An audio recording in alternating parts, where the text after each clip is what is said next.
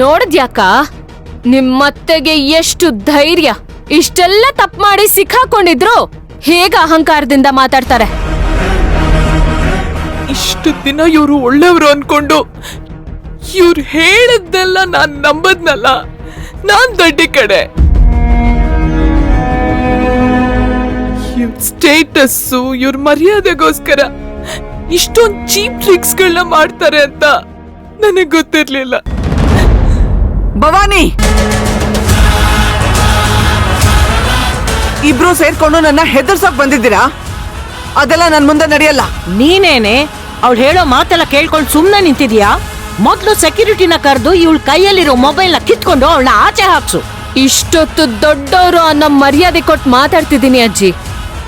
ನೀವೇನಾದ್ರೂ ಒಂದ್ ಹೆಜ್ಜೆ ಮುಂದಿಟ್ರೆ ನಾನೂ ಒಂದ್ ಹೆಜ್ಜೆ ಮುಂದಿಟ್ಟು ಈ ವಿಡಿಯೋನ ಪಬ್ಲಿಕ್ ಮಾಡ್ತೀನಿ.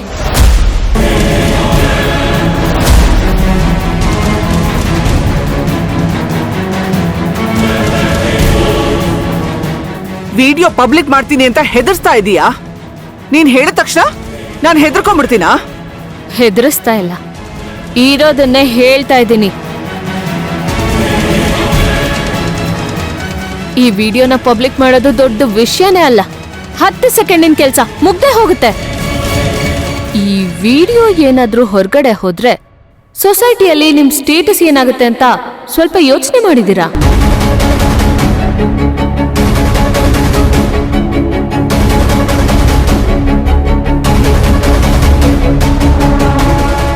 ದೊಡ್ಡ ಬಿಸ್ನೆಸ್ ವಿಮೆನ್ ಆಗಿರೋ ನಿಮ್ ಘನತೆಗೆ ಇದರಿಂದ ಎಷ್ಟು ದೊಡ್ಡ ಹೊಡೆತ ಬೀಳುತ್ತೆ ಅನ್ನೋ ಅರಿವಿದ್ಯಾ ನಿಮಗೆ?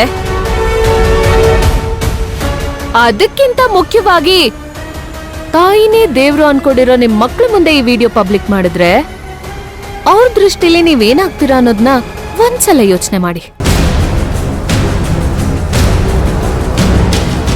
ನೀ ವಿಡಿಯೋ ತೋರ್ಸಿದ ತಕ್ಷಣ ಅಥರ್ವಂಗೂ ವಿರಾಟ್ಗೂ ಅವ್ರ ತಾಯಿ ಮೇಲಿರೋ ಪ್ರೀತಿ ಕಮ್ಮಿ ಆಗ್ಬಿಡುತ್ತೆ ಅನ್ಕೊಂಡಿದೀಯಾ?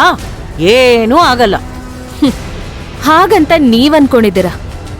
ಆದ್ರೆ ತನ್ ತಾಯಿನೇ ಈ ರೀತಿ ಮುಖವಾಡ ಹಾಕೊಂಡಿದ್ದಾರೆ ಅಂತ ಯಾವ ಮಕ್ಳಿಗೆ ಗೊತ್ತಾದ್ರೂ ಅವ್ರದ್ನ ಸಹಿಸಲ್ಲ. ನಂಬಿಕೆ, ಪ್ರೀತಿ, ವಿಶ್ವಾಸ ಎಲ್ಲನೂ ಹಾಗೆ ಆಂಟಿ. ಒಂದ್ಸಲ ಅದನ್ನ ಕಳ್ಕೊಂಡ್ರೆ ಮತ್ತೆ ಅದನ್ನ ಪಡ್ಕೊಳ್ಳೋದು ತುಂಬಾ ಕಷ್ಟ. ಮಕ್ಳು ಮನ್ಸಲ್ಲಿ ನೀವ್ ಕೆಟ್ಟವ್ರಾದ್ರೆ ಜೀವನ ಪೂರ್ತಿ ಕೆಟ್ಟವ್ರಾಗಿರ್ತೀರ.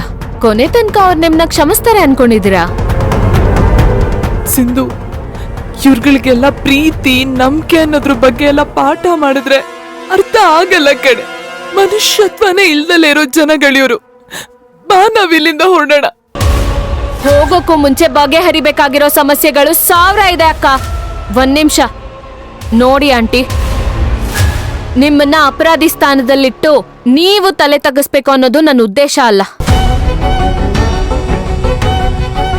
ಇಲ್ಲಿ ತನಕ ಏನೇನೋ ಆಗಿದೆ, ಹಾಗಂತ ನಾನು ನಿಮ್ ಮೇಲೆ ದ್ವೇಷನೂ ಸಾಧಿಸಲ್ಲ. ಅಥರ್ವನ್ ಜೊತೆ ಅಕ್ಕನ್ ಮದ್ವೆ ಆಗ್ಬೇಕು, ನನಗಷ್ಟೇ ಬೇಕಿರೋದು.